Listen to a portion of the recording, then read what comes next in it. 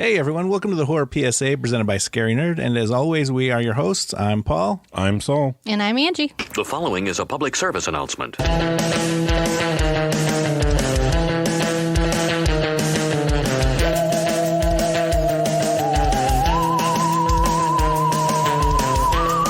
A sequel to the horror film Candyman from 1992 that returns to the now gentrified Chicago neighborhood where the legend began. That's right, we watched the 2021 Candyman Nia DaCosta film. Candyman. I love how the teens said it. They were just so monotone and Candyman. I love that one was like, fuck it, I'm out.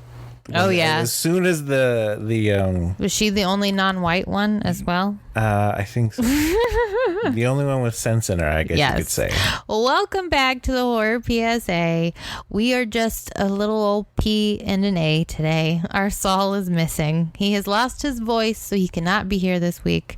He sends his regards. We tried to wait a day and see it, but he texted us and was like, nope. I'm a no-go today. Yeah. Can't talk. So we will forge on without him. We will wish him well and forge on into Candyman territory. Right off the bat, Tandatory. Yes. Candyman Tandatory. Candatory. There we go. I dug it. I don't know about you, but I enjoyed it. I thought it was interesting. It kept me engaged the whole time. I was there for the gory parts. I didn't even mind that Candyman was invisible most of the time. It's like, yeah, it's a fun time. I think I definitely liked it. I want to say that we definitely didn't. I stayed away from any spoilers and didn't really read anything even after it came out. I think the only thing that I remember hearing was that it was like mixed. Some people didn't like it. Like others were like, oh, it was really good. Like you just didn't get it or whatever. And I think knowing that it was going to be Jordan Peele produced, it was going to be different. It was going to be a different take on it. And it definitely was. And it was definitely a visual kind of just mind fuck, I guess. I don't know. What do you want to call it? Like, it was different. It was different. And it there was a lot of layers. It was a different angle from a different view, I think is the best way that I can put it. Yeah, it was a different Candyman, and I was okay with that. I liked how they merged all the stories together, and I was obsessed with those little paper puppets. So creepy, so effective, so in line with the rest of the like art world aesthetic they had going on in this movie. I was there for it. I was like, I love these little paper things. And especially at the end when you had that, it was like an art exhibit at the end where they had the credits set up and everything, right? Like they had the hive of candy men and women. Yes, I guess. and I thought it was always smart to kind of broaden the lore behind it, right? Because we all knew the Tony Todd's character. I don't remember what his name is. Robitaille, yes. We all know that story, and they tie it back, to him with what's her face? Helen Lyle. Helen Lyle. And I loved how she had her own little paper puppet things too when they were telling the stories with it. I was there for it. I really liked seeing her in paper puppet form as well. I found it so fitting that when Troy, the brother, is telling the story, like the legend twists, whereas like she tried to sacrifice him to Candyman. Yeah, like it's own lore. But the town lore. people didn't let her, and I was like, well, I guess if you don't want people to know that you were the mom and he was the baby, or that's your boy, like let the legend do whatever it does. I'm just gonna move out of town and hope for the best. I wouldn't still be in Chicago. I would have been like, out, I'm moving to a suburb somewhere. I can't stay in the city. Somebody stole my baby and killed my dog. I love that she had the scar on her arm. The little attention to detail, there's so much attention to detail in this movie, and it's really down to the cinematography and the director. But the mirrored logos, like there was every little detail in this movie from the logos like on. Little accoutrement. Yes, the accoutrement. Little bits. Yes.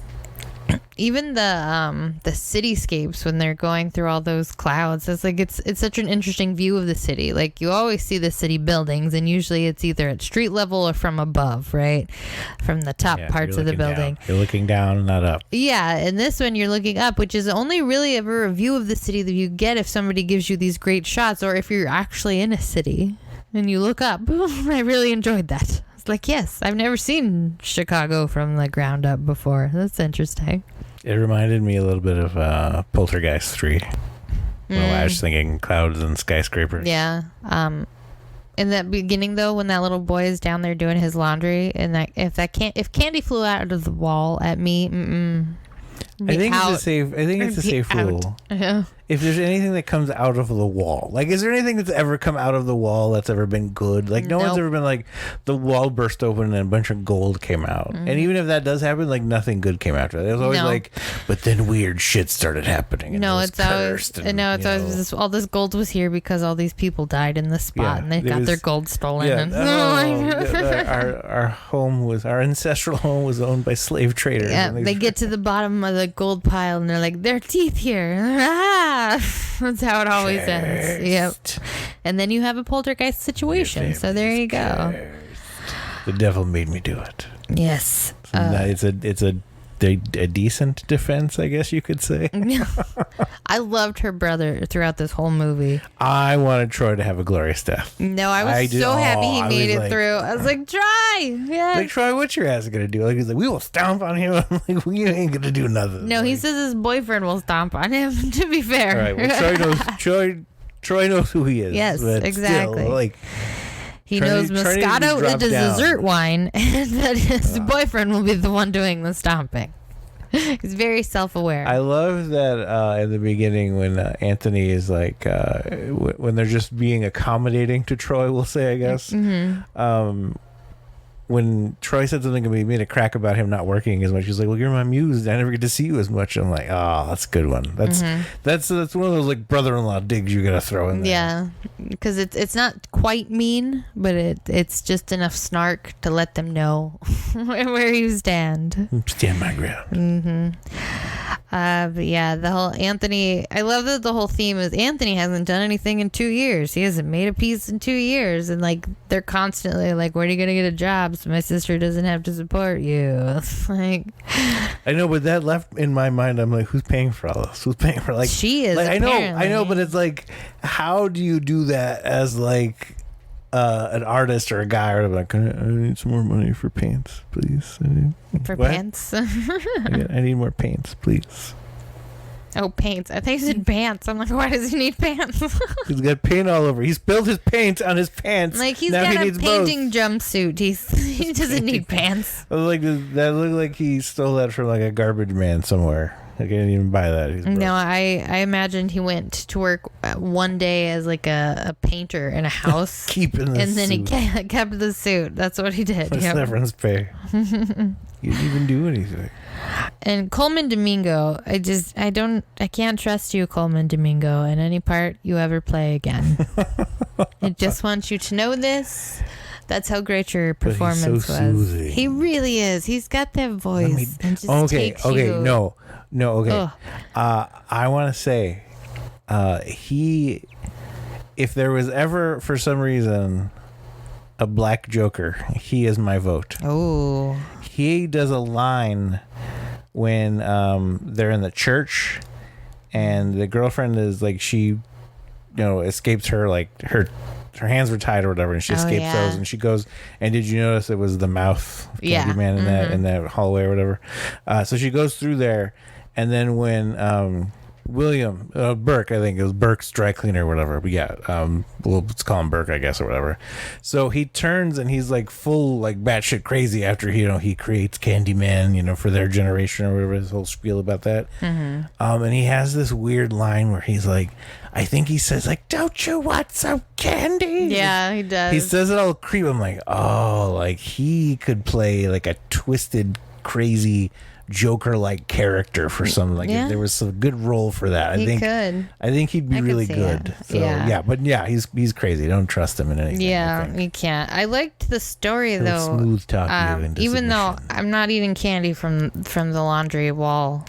I don't guy. want candy from anyone's hands. Nope. Even though, even though it was still in a wrapper, and like, even though it was like, I mean, presumably new candy or whatever, I'm like, I feel like it would have this weird hand warmth on the candy, like that musky hand warmth, like on the wrapper. Like it would just feel like, oh god, no, like thank you. Like And I get it. in the jacket in your hand, like in the laundry room wall. No, thank you. What are you doing back there, Willie? I liked the whole story about how Sherman wasn't crazy, or he wasn't bad. He just was a crazy man who handed out candy to people with a hook. I guess that makes sense. I know. He could have been. What if he was a war veteran? Right? Like he went crazy. He lost his hand. His whole fucking platoon died. Like he was just crazy. Right? His mental illness. He just were like, "Do you kids want some candy?" This is the only thing that made him happy in life, was giving kids candy. And they're like, "Oh, we're gonna pin these fucking murders on him." Yeah, I think is the point of this fucking movie. It is. It's very much the point of this movie, and it was very timely that this movie arrived in the last couple of years, I suppose. But yeah, no, that was definitely the theme. And the whole theme about the police like swarming and, getting them. I was like, it's really great imagery to pull through the bees, because like then you get those moments where like the cops go in and you just get that one singular bee that flies up into the window as you just hear all the cops beating the shit out of Sherman. There was some great bee cinematography. Oh yeah, some great bee footage in this movie. There are beautiful shots and beautiful cinematography in this film. The mirror bee, I think, was one of my favorite ones. Yeah, like you saw it coming, but I'm like, it's still fun and it's still cool to see. I really liked it when we first got the shot, and then in the bathroom. I love everything about the bathroom scene with the teenage girls. Like it's so beautifully done, and it's so like. It's just a great fun scene. You get the gore, you still have the lore, and it's not even like, it doesn't have to be the Tony Todd Candyman for me. It's still, they called this one, and that's who they got. And I think that's the thing that kind of, like, the people that didn't like it, I feel like they were expecting, like, I don't know, like I feel like they were expecting, like, did you think Tony Todd was going to be in half the fucking movie? Like, yeah. I don't get it. Like, it's definitely, we're passing the torch. It's going on in a different direction, but it's still in line with that universe. Yeah, and I like how they didn't, like, they're not erasing anything Tony Todd did. They're not saying that he wasn't the true Candyman. This was just, maybe it was down the block. I mean, there were a lot of cops in this neighborhood, apparently, that are just pinning things on people. Apparently, this fucking neighborhood is just ground zero for fucking injustices, like, throughout the fucking, since inception of Chicago or whatever. I mean. And, like, I like how when they were telling the story of, when Burke is telling the story of Helen Lyle and how she found Robotide, right? It's like, that was just the story she found. He says something along those lines of, that's the one she found and was following. So he makes it clear that was her Candyman. Like, that was the one that she got. Me, Candyman. Yeah. So I thought it was a great way. What's the guy's name? Sherman. I almost said Sherman Helmsley. I'm like, no, that's the guy from... what was it? Jefferson's. Definitely not that guy. Yeah, but I liked how it Sherman was. Fields. It is a sequel. It's because you have the Helen Lyle story. You have, the Robotide story still intact. They didn't change anything really from that one. But you gave it a new life, I think, in like so many different directions you could take with it. I, much like at the end of fucking Fear Street, I was like, I want origin stories, or at least, like, give me one that's got 3 origin stories again. Like, just throw I want to see the full Robotide story with the one kid that was in there. Like, what is with that the bike, kid? yeah. Like, I want to see that kid murder people. Like, he needs his own fucking movie. Like, I want Candyman, the 12-year-old kid on the bike version. I'm like, that motherfucker needs vengeance. Yes. Like, show me his fucking movie. One of my other favorite characters besides the brother. I would want that to be a full slasher, though, not so much this. Yeah. Besides the brother and his boyfriend, because they are just like, they help out. They let Brianna come over and get high with them after she has a rough evening. But besides them, And I really only like this character because he dies early, and it's Clive. And Clive gets eviscerated by Anthony.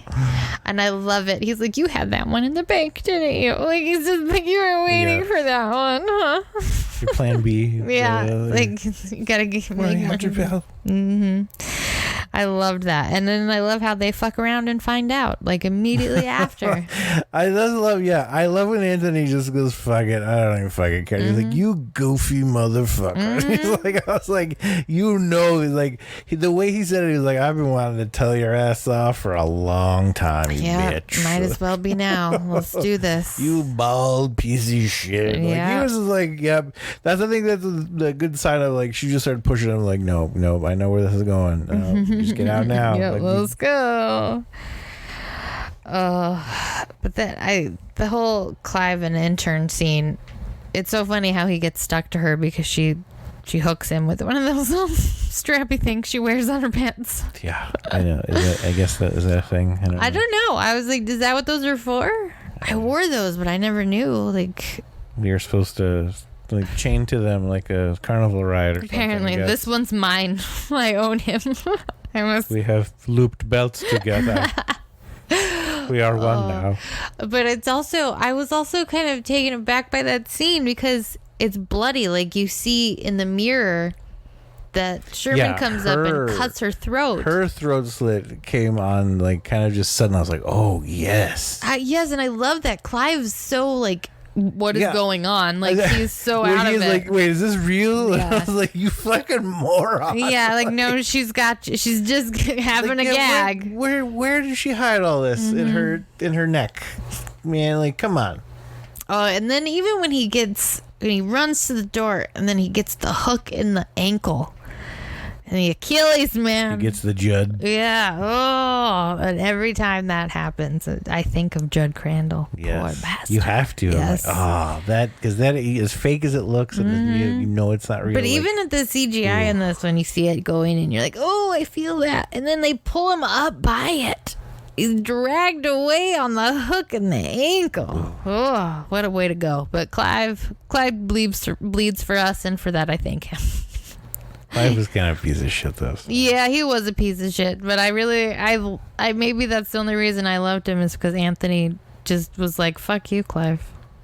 You fuck your intern. Fuck you. Fuck you. Fuck you. Like, yeah.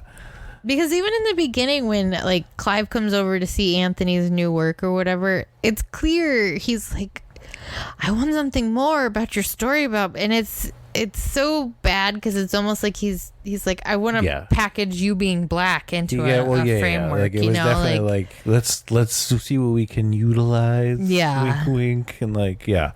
It's definitely like, what angle can we exploit to, make money, basically. Yeah, and a lot of off of art. There are a lot of themes of being exploited in this film because Brianna is constantly exploited for her pain. Like, even when she thinks she's meeting that other woman, that the art dealer, and she's like, yeah, let's work together. And she's like, oh, I want to work with you because I know about your dad's suicide and all that stuff. And then now you've got this death following you around. I heard you've got to get that shit out of storage. So why don't you come work with us? Yeah, so it's like... Oh, and you know Anthony. Why don't you come work with us? It's like everybody around her just wants to use her for her pain and in that kind of an angle, and it's like, ugh. Everyone's got their own angle on this thing, right? Yeah. Maybe just don't live in Chicago. Maybe that's the thing. Yeah. I don't really know about the Chicago scene. Maybe I'm wrong, but well, they've been known to leave their kids and go on vacation a time or two. That is true. That's all I got. Reference. I've never been to Chicago. Anthony needed to go to the fucking doctor for that bee sting way before he did. No, when they're at dinner and that girl like, stop it. Yeah, she was like, don't. What? Like, I thought she was gonna be like, we need to call someone because that's don't do that. Disgusting. What is wrong with you? Like, how come no one, like, just even on the street was like, dude, I don't know you, but you need to go to the hospital, man. I know. At one point, I was like, okay, I can see, like, there's probably paint on it, but then he starts picking a scab. And horror PSA, don't pick your scabs, especially if you think you've got supernaturally stung by a bee. That happens. Supernaturally stung or stung by a supernatural bee? Supernatural bee. So would you be stung supernaturally? By a supernatural bee? I feel like there's a song in here somewhere. Supernatural bee. Supernatural sting. All right, anyway. Can Anthony there be needed to go ghost to the bees? doctor. Yes. Ghost bees. Welcome back to Can There Be Ghosts? I also really liked that he got her recordings from the school. So you still got her, like, you got her little paper puppet and you got her voice. So, like, she had her own little spot in this, too. I find it funny that it was like, yeah, here you go. And then she's like, are you like a student? Or I'm like, you just give these to anybody? Like, You can just have this. Just go and ahead. like, did he even have to get a library card? Like, he just was like, hey, can I have something that's like, I know this chick murdered a bunch of people, but I think she's got a file of some shit over here. Can I take a look at it? You just need to hear it real quick. Oh, here you go. Like, really? You just give this to anybody? This is how people write books, apparently. Like, Apparently. You just go and ask for the shit that nobody asked for. Oh, speaking of writing books, that gross art critic.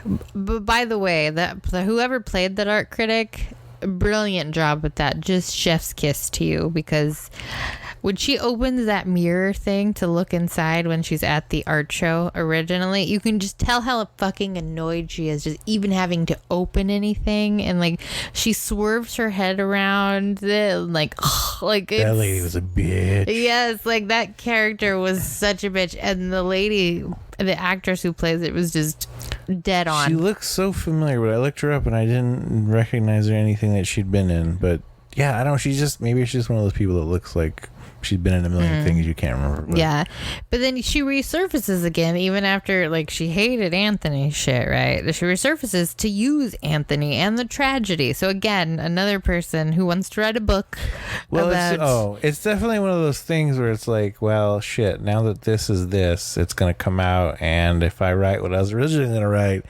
it's not going to look good on me, so I better, be the first one on there. Yeah. But then People. now Anthony's just out there telling people to say Candyman a bunch of times. Just like, say it, bitch. Go say it in the mirror right now. Just go in the bathroom while you gotta pee. It's the perfect time to do it. Take a Let's do shit, it. wash your hands, and say Candyman. Real quick. I'll wait. Go ahead. And then he plays mirror with Sherman for a bit. It's like, like a little kid playing with like an old band. Yeah. Like at a store or something. Like, hey, want some candy? I know. No. I really liked the pull away shot as the critic dies, though. I was really really enjoyed hoping it. we get that death, because as soon as it started doing it, I'm like, please, yes. That's what I was hoping for. So you still get the gore and the blood, but from far away, but it's effective. Like, you got the city all around it, just pulling away from this not even a penthouse apartment, but just a high-rise apartment. And it gave me this thing. I was like, okay, like anyone could be murdered anywhere at any time, and no one would fucking know. So we're all alone, people. Yep. Candyman can come get us at any time. Apparently, they say his full name 5 times in the movie. Apparently, the last time is when Burke says Anthony, whatever his name is. The 5th time, as he, creates Candyman with the hook. So his Anthony, whatever his name was. Anthony McCoy. Anthony McCoy, that's right. Hey, Tony McCoy, how you doing? Yeah, so when he puts the hook in him and chops his hand off him, he says Anthony McCoy. That's the 5th time, and now he's Candyman. Gotcha. Coleman Domingo has so many great lines in this. When he's talking to Anthony, he's like, pain like that lasts forever, but he says in his Coleman Domingo sultry. Pain like that lasts forever. Yeah, it's so nice. But yeah, things start to spiral out of Anthony, and I love how he's just like, don't look at my paintings. He gets real artisty about it after he paints all those I know, because Candyman I'm like, photos. what? But why though? Because like, was he like, because they're all the same thing? She's gonna think I'm like obsessed, or like. No, I think at that point he was scared of Candyman because he found out that the critic had died, like, and he was spiraling out. So he's like, oh, See, shit. I thought it was more like she was like, you wasted all this paint on this one fucking painting, because there was one that was like thick layers of paint on top. Like, No, I don't think she was concerned about her paint well, budget. that's her investment, man. He ain't sold a painting in a while, okay? People are dropping like flies and ain't nobody buying no paintings. Because after that, she's like, look, I'll show you it's not real. And then she tries to say it in the mirror. And he's like, no. And then he breaks all the mirrors. Yeah. Yeah, I love how she stands her ground. Don't follow me. Cut you. Don't you follow me out of this house. That's right. Not allowed to throw shit around me and then follow me. And then she goes to her brothers, and that's when they smoke pot. And I love it because he's like, ain't a dick on the planet worth a demonology habit on the side. I wrote that line down specifically for this podcast because I love it so much. It's very true. I also have that nope, I'm out teen in the bathroom. She does. She hears something and she's like, nope. Was one of the girls' names Boof? Yes, I remember I said that. I was like, Boof? Like I like to think like it's Teen Wolf Boof? No, it's like Phoebe Buffay. They just call her Boof. I immediately went to Teen Wolf. So, okay, Phoebe Buffay. Do you remember? Phoebe Buffay, yeah, because I thought about it. No, you don't remember, you never watched Friends as much, did you? You remember? I didn't. You remember Buffay, the vampire lair? No. Okay, so they had a weird crossover where her sister Ursula was the waitress that was in Mad About You. Because, what the fuck is her name? Phoebe Buffay, her real name. Lisa Kudrow. Yes. She was in both shows or whatever, right? So they had this thing where they had a recurring sister, Ursula, that would be on the show. And she randomly found out that her sister was doing porno In but Phoebe's using name. in Phoebe's I name. remember So that. the character was Phoebe Buffay, the vampire lair. So yeah, when you like buffet, that's where I go. Yeah, I go straight to Lisa Kudrow porn. I was like, yeah, no, Phoebe totally would have shaved her head as a teen, right? Like, I was high when we watched this, so that's probably where my train of thought was headed. Phoebe lived on the street, so yeah, she would have vaped and she would have had her head shaved had she lived in this generation. Yeah, I guess. Vaping in the school bathroom is apparently what they do these days instead of smoking in it. Yeah, when the chick's like, I forgot my vape. I'm like, you put that down on the bathroom on sink? like the sink. Why'd she go to the corner though? Like she went to the corner like first. over by the windows. Yeah, I'm like, you know, what like, are you did doing? you put it down on that weird like window bench? Maybe whatever just the fuck keep that it in was. your pocket. I don't know. That seems like a better idea. These kids are all these kids are gonna be the healthiest or like gonna die from germs. Yeah. Because they're like, oh, just put my vape down here. I'm like, that's gross. And they lick stuff too. This is true. There are lots of lickers and the Tide Pod eaters are the kids of today, right? I don't know. I'm a millennial. Is that who Candyman is killing in this Maybe. movie? We had the Jackass generation, so that's how we injured our brains. We've talked about this before. And Yeah. Every generation has their idiots. But no, I really loved that whole scene. It's set up, like I said earlier, it's set up just expertly. Like they're all standing there monotonely saying it, and you got that one chick who's like, nope, I'm out. Heading out. And then you just get the carnage afterwards, and it's not in your face carnage, which I'm okay with because it makes it a little more ominous. Like you get the compact and the bee. I love the bee. Okay, here's my question though. Does the black chick that was in there taking a dump, does she get blamed for it? Because I mean, on the one hand, if you think about when they're at the dinner and they're like, "Oh my God!" Like they just found out that the critic, you know, and then when they were watching it, or were they watching it? They said something that they were like, the husband was a suspect or whatever. Yeah. So I'm like, obviously he just came home, found her, and then I was like, "There's no way you just found this like this." Right? Yeah, and I would assume that that's just like you're a suspect, and suspect is always it could have been you, you know, it's not ever that it is you for sure.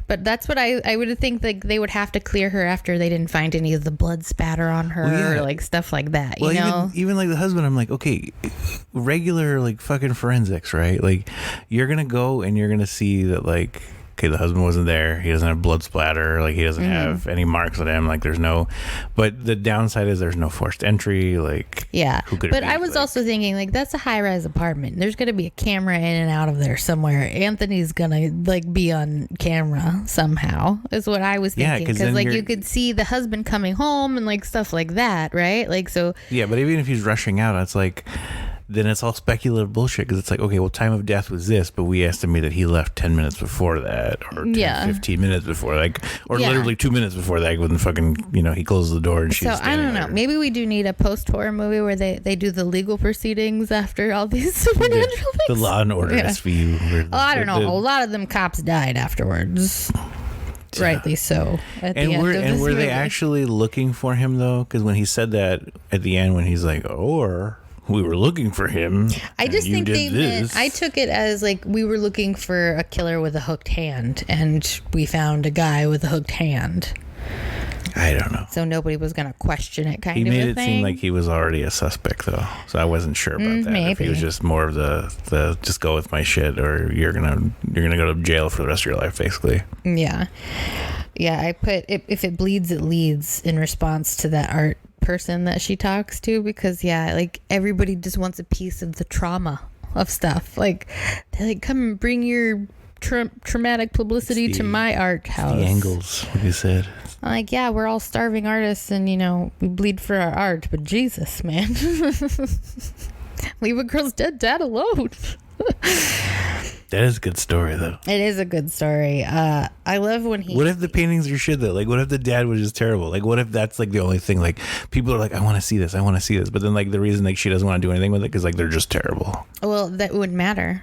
It wouldn't matter what the art was. Yeah, but I'm saying, like, it's fucking stick figure, like, shit. Like, just Just horrible. a stick like, figure with a hat drawn on it, like, really bad. Or something. like, he was just, like, terrible, and that's why he went crazy. Like, I'll never make it. Maybe. I can fly. Yeah. That's horrible. I was kind of taken out because I was like, I don't remember people's names in movies right away unless I've seen it a few times. So when he's like, Brianna, I was like, I don't know who this little girl is. I just remember Jerica was the horrible intern's first name. Yes, Jerica. Jerica. Like, oh, that's... like Midwest Jerry and Erica had a baby, and they couldn't decide. They couldn't decide on a name. They're like, well, if it's a boy, we're naming it Jerry. If it's a girl, we're naming it Jerica. I really love, because he's avoiding his mom the whole movie. The whole movie, he's ducking her calls, missing dinners at her house, even though Brianna goes over. Yeah. But I love when he finally goes to see her after he does finally go get that fucking bee sting looked he's at. halfway fucking decaying already. Yeah, he's got fucking honeycomb all down the side of his face. And yeah, technically the only reason that he comes over is because, like, you lied to me. Yeah, the hospital said I was born there. I wasn't born on the other side. Like, there's way more pressing issues. Who would look that up, though, as a doctor? Like, I don't got time for all this. I'm not digging into your fucking history of where you were born and shit. Well, no, I think it just comes up. Like, if you've been to the hospital before, it'll come up. So there was a bill due. That's probably what it was. Probably. Like, you owe $37 from 1992. They never paid when you were born here.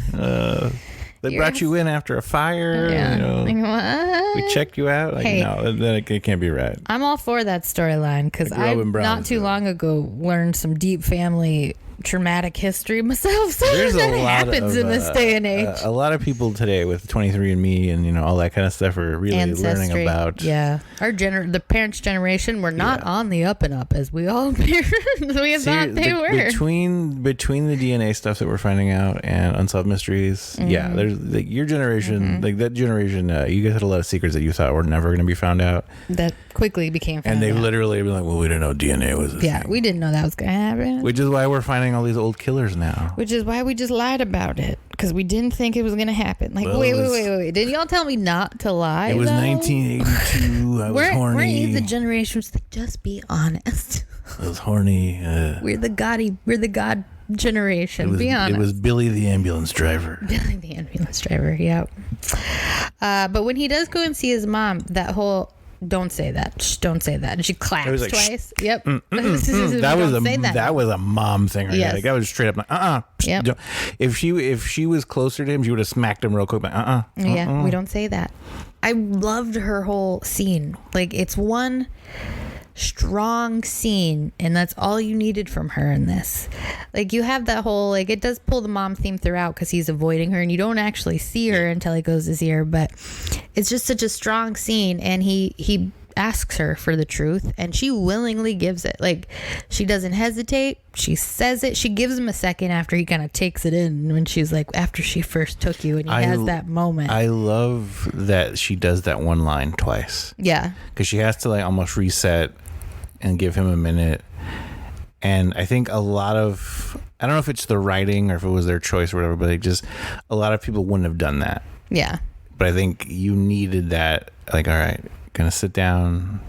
Yeah, and I like it too because again. her voice cracks when Anthony cracks. Like, yeah. So it's literally that mother-son connection. Like, she's giving him a moment to let the information sink in and say, this is real, and then I want to start from the beginning again. But what do you do, though? Because she was like, I lied to protect you, and I never wanted to get away from all this. I wanted to, not be around this. But it's like, I mean, like you said, why not just move out of fucking Chicago? Yeah, you leave move out of the state. Well, that didn't happen, obviously. My so it's baby like, got what do you do? kidnapped, Like, my dog was mad, and I have to leave the state of Illinois, right? Like, what I'm do you out. do though? You can't just like tell him his whole life like Candyman got you. Candyman got you. Yeah, He's gonna no, come back for you. that's why that scene is so perfect, because she's like, we decided to never speak of it again, but somebody broke their truth. Somebody broke their promise, and now it's out there. Now he's found you again.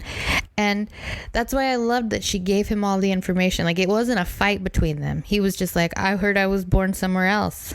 And then like she realizes that he knows. But he don't look well. Yeah. Well, after she goes and touches his face, and she feels the honeycomb on the Well, side. I think when she first sees him, she was like, you don't look well. Yeah. There was something like she could definitely see something in him that's like definitely not right. His hand's decaying, so. Yeah. I mean, I know. Go to the doctor.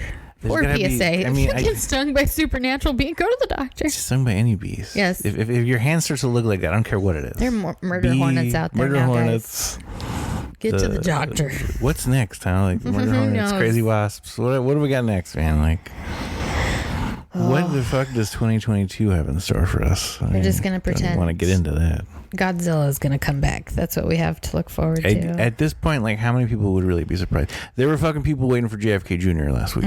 So at Could this still point, expect you to show up. at this point, like, what, like, if fucking Godzilla or Mothra or any of those like mythological huge ass motherfucking creatures showed up, like, really, would you be that surprised? Like, No. I could turn the TV on right now and be like, aliens landed. I'd be like, they're probably here to help us, because be like, y'all are fucked up. What are you guys doing? You need to learn how to run a planet better, because you guys aren't doing it. Mm-hmm. So like, I don't even think they would invade us anymore. They would just be like, oh, you guys are dumb.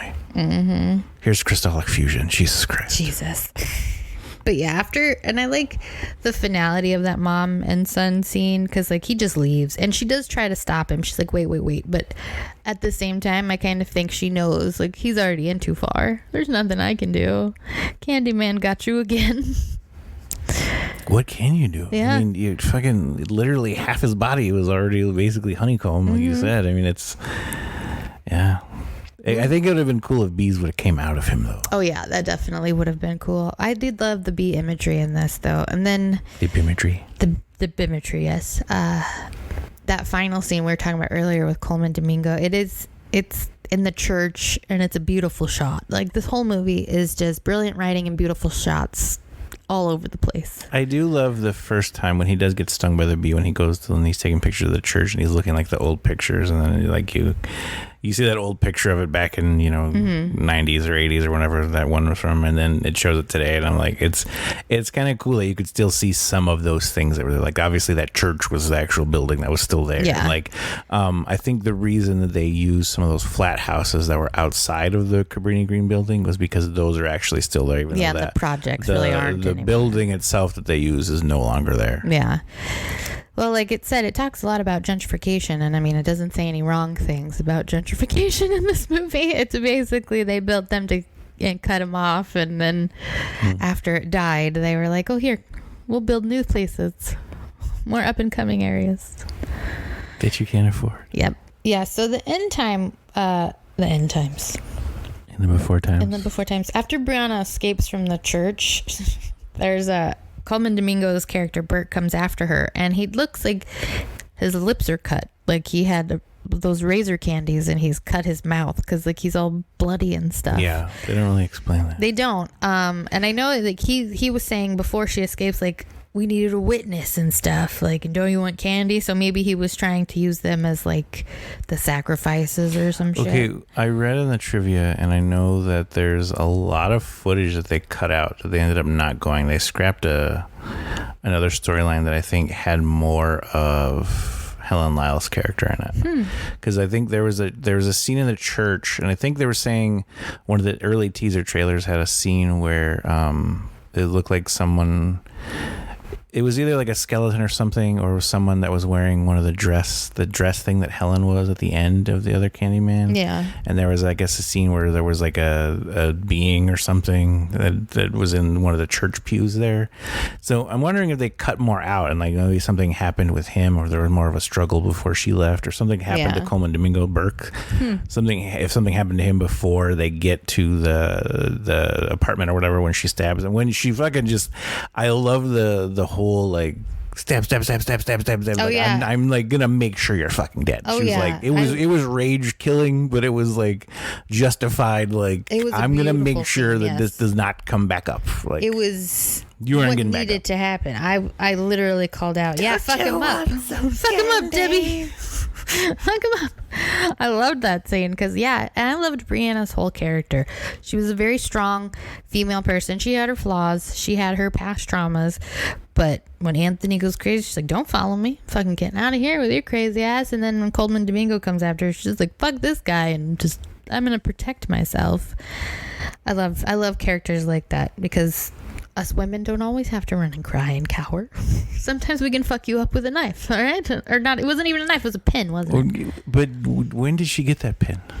I thought that was the pin from the laundromat that she had taken with her. Did she grab one from the laundromat? Because I didn't notice that. No, she found it at the apartment. That's how she knew to go to the okay, that's right. Because I was saying laundromat, that they do that little quick close-up of she has the pen in her hands.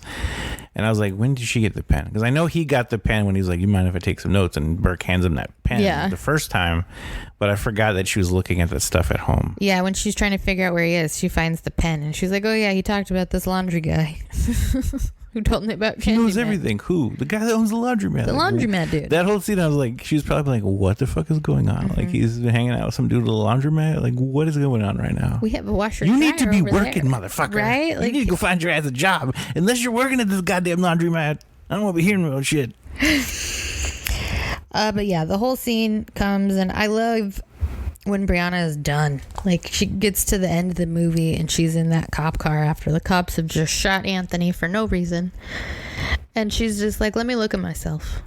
I'm done with these cops. Like, she's just like, I'm going to call Candyman. Fuck these people. They're going to try to get me for this murder. That's the ultimate. I'm going to call my boyfriend. Like, fuck you then. My boyfriend's going to beat you up. Boyfriend's back and you're going to be in trouble. My boyfriend's Candyman, motherfucker.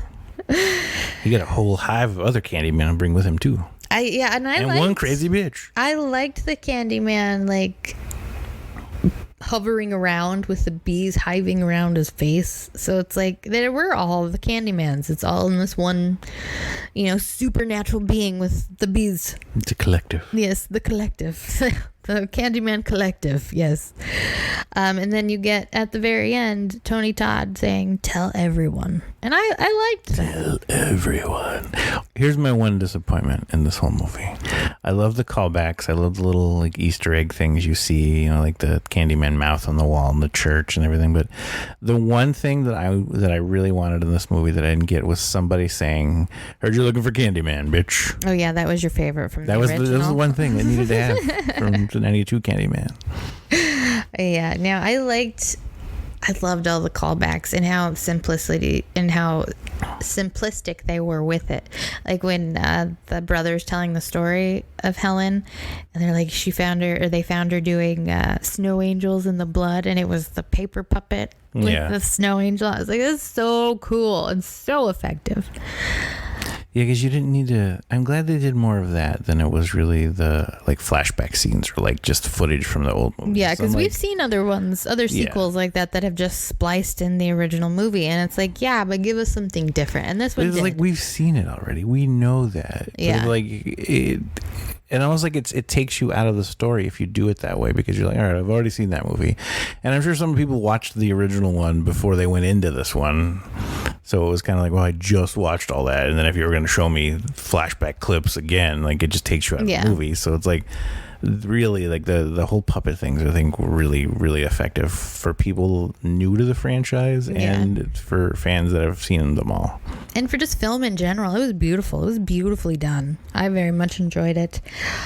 But I think that about wraps up this episode. It's probably a shorter one because we are missing our our third counterpart. You only get 2/3 of an episode. Apparently. 2/3 of an episode. That's what happens when one of us loses their voice. We apologize. But we loved Candyman. The best line in this whole film was, "Ain't no dick worth a demonology habit on the side."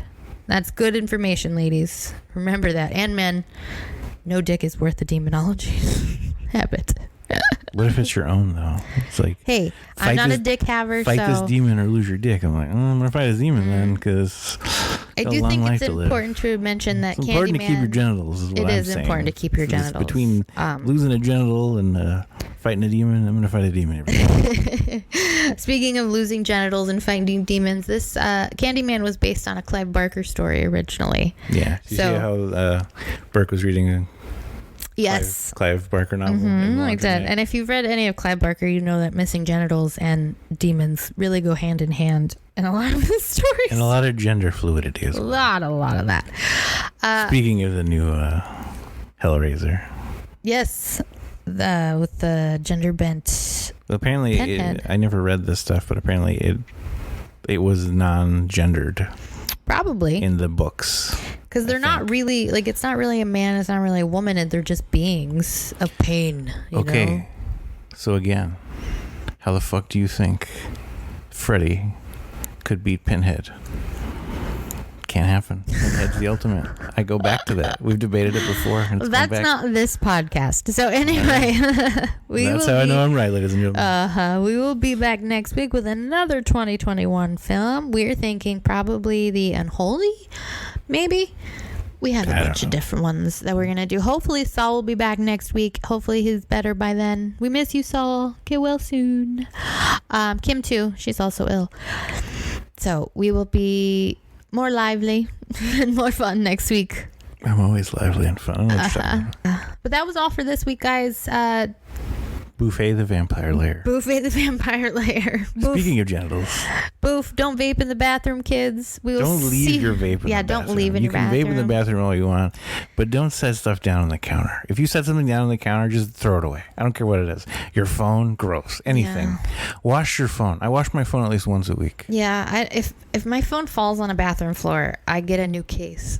At very least, after I've Lysoled that bitch down. Like, don't put your stuff in the bathrooms, especially public bathrooms. I know you think it's school, it's safe. Lots of pubes everywhere on the floor. Yes, check out our Blade episode for that. Was that Blade? We had the pube. That was I don't remember. Was it the glory hole one? I don't remember. No. That's right. It was Maniac. Maniac was pubes? It was Maniac pubes because he kills the girl in the bathroom. Oh, and I remember thinking the actress had to lay in the bathroom full of pubes. That was actually New York subway bathroom. Gross. Yeah, anyway, this is about Chicago, and this is about Candyman, which is a great movie. Go check it out. It's out on now on DVD, I believe, and digital. So check it out everywhere. We will see you next week. Bye-bye. Bye.